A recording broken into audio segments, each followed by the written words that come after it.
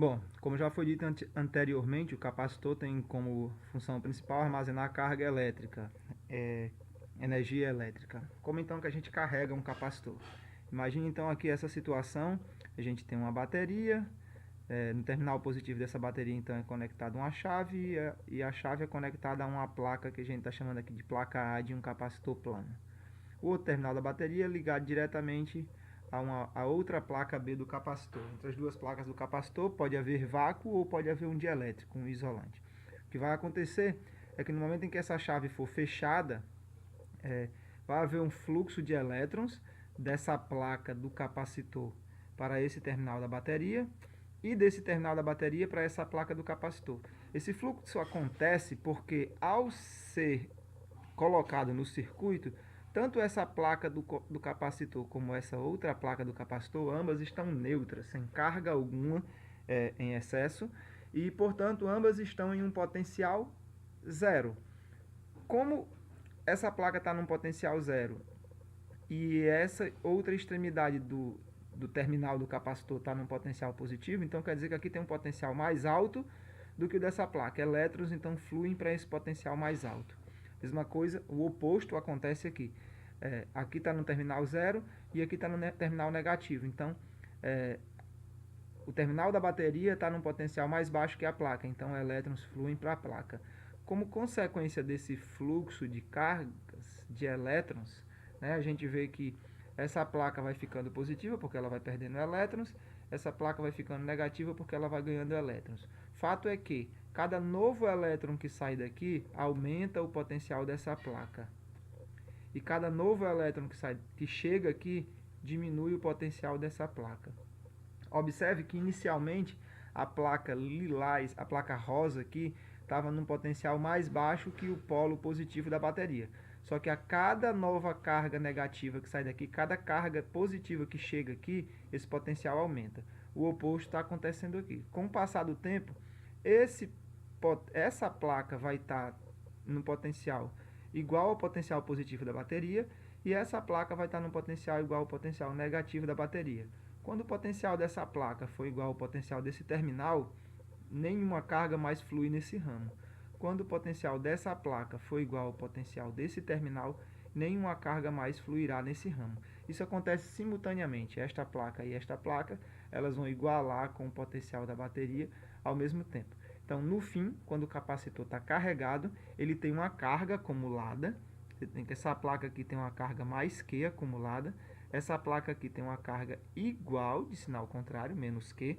A gente diz então que o capacitor tem uma carga Q, né? O módulo da carga, a carga que a gente chama de carga do capacitor é o módulo da carga que ele tem em cada uma das placas. Então, quando eu falo que o capacitor tem uma determinada carga, significa que ele tem essa carga positiva em uma das placas e ele tem essa carga negativa na outra placa.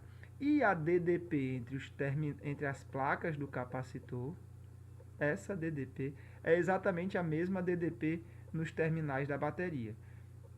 Como no momento em que o capacitor está carregado, não existe mais corrente elétrica nenhuma nesse trecho do circuito, então a DDP nos terminais da bateria é a FEM da bateria.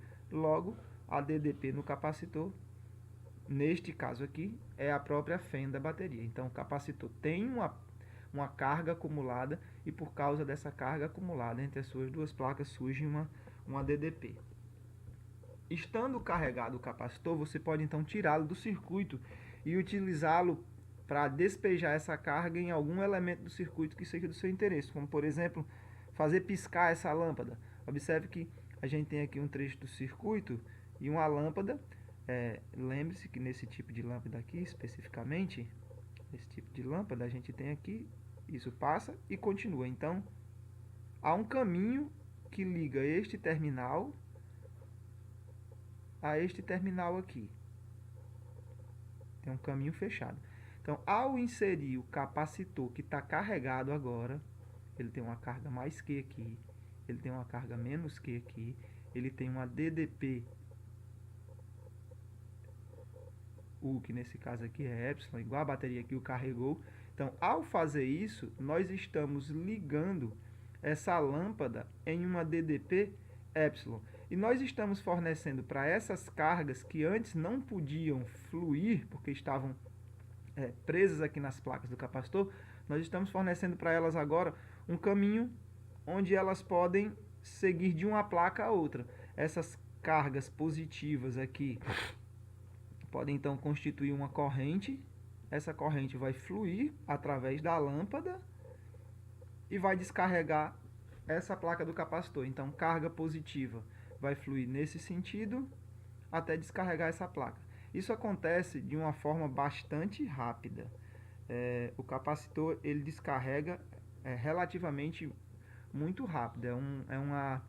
É um despejo de energia que às vezes é uma energia pequena, porque o capacitor na maioria das vezes é pequeno, mas acontece também num tempo muito pequeno, o que dá em geral uma potência bem elevada. Então é isso que acontece. Você carregou o capacitor ligando ele em uma bateria, então ele adquiriu uma carga, adquiriu uma DDP entre as placas. Ao ligar ele em um trecho do circuito que consome energia elétrica, o capacitor vai então ser descarregado para alimentar aquele elemento de circuito que consome energia elétrica. Ok? Bom, um conceito que é de extrema importância quando a gente fala de capacitores é o conceito de capacitância. Essa palavra é derivada da palavra capacidade. Desculpe o erro de português aqui, né? O erro de português não, o erro de digitação, que é volt. Então, a palavra capacitância, ela deriva de capacidade. Ela mede realmente a capacidade que o capacitor tem de acumular carga. Então, quando você coloca um determinado capacitor ligado a uma bateria, ele vai acumular uma determinada carga. Só que capacitores diferentes ligados na mesma bateria podem acumular mais ou menos carga. Então, a capacitância é uma medida disso. Ela é definida como a quantidade de carga por DDP. Quanto maior a carga que o capacitor acumula numa determinada DDP, mais capacitância ele tem. Então, se o capacitor acumula carga com muita facilidade, a gente diz que ele tem uma capacitância alta. A unidade de medida de capacitância é o coulomb por volt, né? Carga coulomb, DDP volt. E a unidade de medida para isso, o nome que a gente dá para essa unidade de medida é o farad. Vamos representar pela letra F. Um farad é uma capacitância enorme, então será muito comum a gente usar submúltiplos do farad, né? 10 a menos 3 farad, que é o milifarad. 10 a menos 6 farad, que é o microfarad.